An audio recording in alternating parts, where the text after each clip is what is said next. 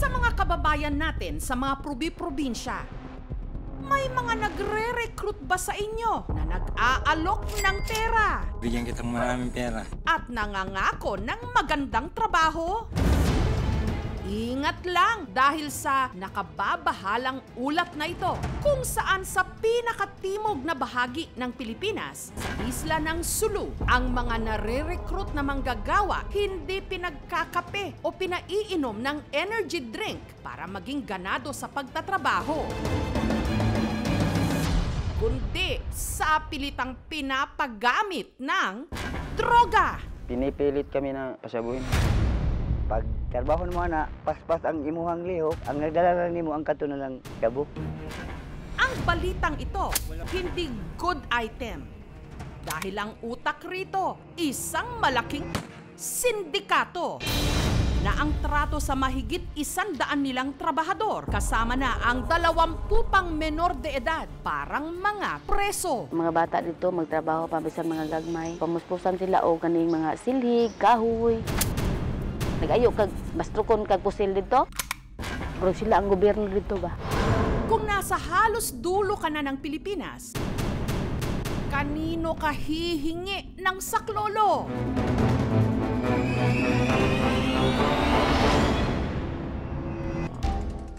Taong 2014 nung na-recruit ng sindikatong ito, si Jenny Rose mula bayan ng Alicia sa Zamboanga, Sibugay.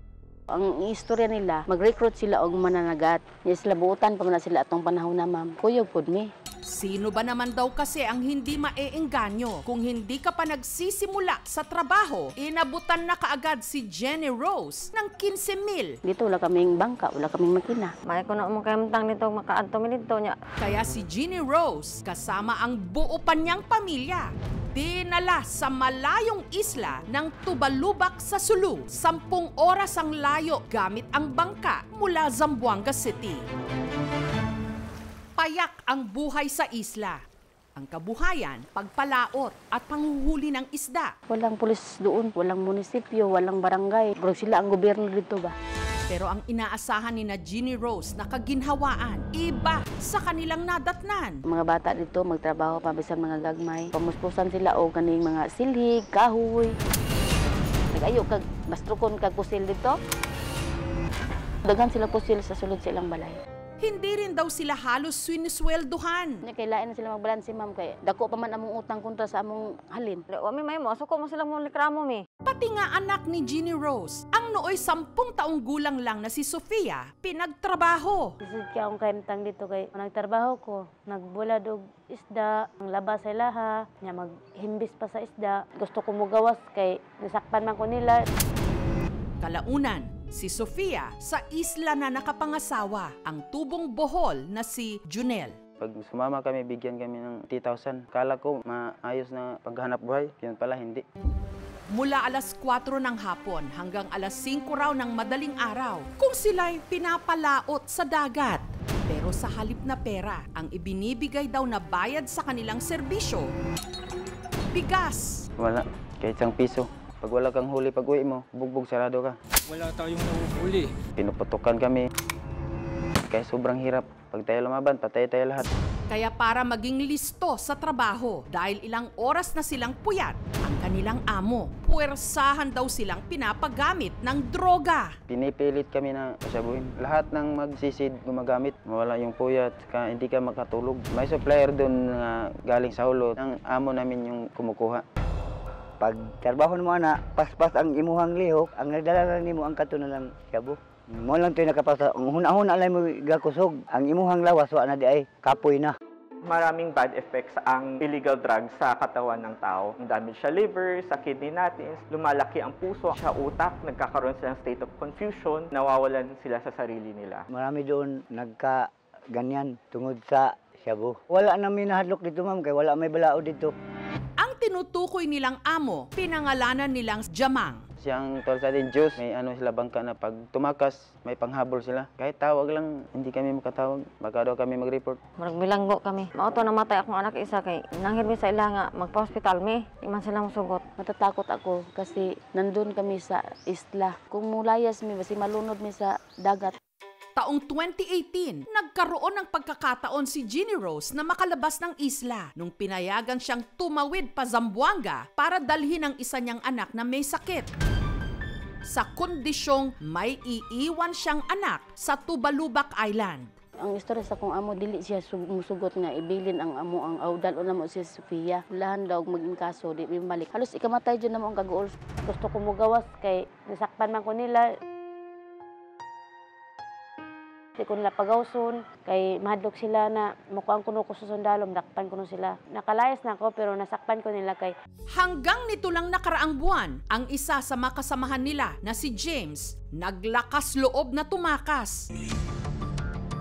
7 oras na nagbangka papuntang Jolo kung saan siya nagsumbong. Narinig namin sa amo namin, habang buhay daw kami doon. Sabi ko, alis tayo dito kasi baka dito tayo mamatay.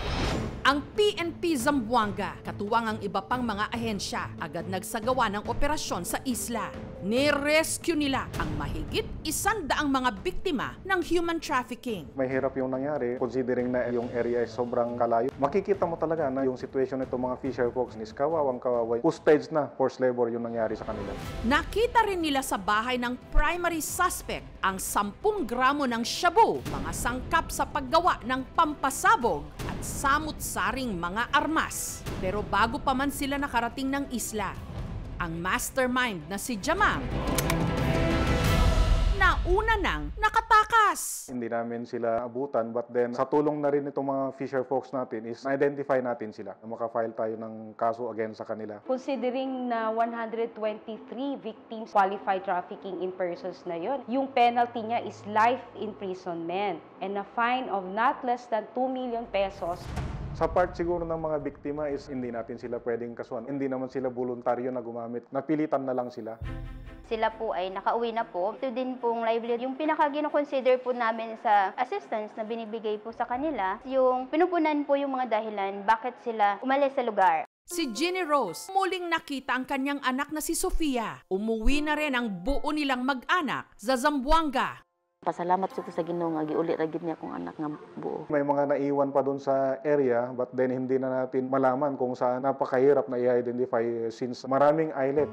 Ang lokal na pamahalaan ng Alicia nangakong tututukan ang kaso ng pamilya ni Ginny Rose para makapagsimula silang muli. I-assess namin yung mga skills nila para ma-fit in naman yung kabuhayan starters kit maibigay sa kanila. Worth 30,000 na siya. Pwede din tayong mag-conduct ng counseling session para maboost natin ang moral ng isang biktima. Kung sinasabi ng recruiter, kahit hindi ka interviewin, pasok ka na, dapat magdududa isang aplikante. Kasi walang matinong employer na kukuha kaagad ng isang trabahante kung hindi dadaan sa selection process. Pag mayroong umalok, sana huwag na lang kayong sumama. Dito lang tayo maghanap buhay sa ating lugar para walang masamang mangyari sa atin. Kahit ilang milyon pang binigay, hindi na kami pumunta doon.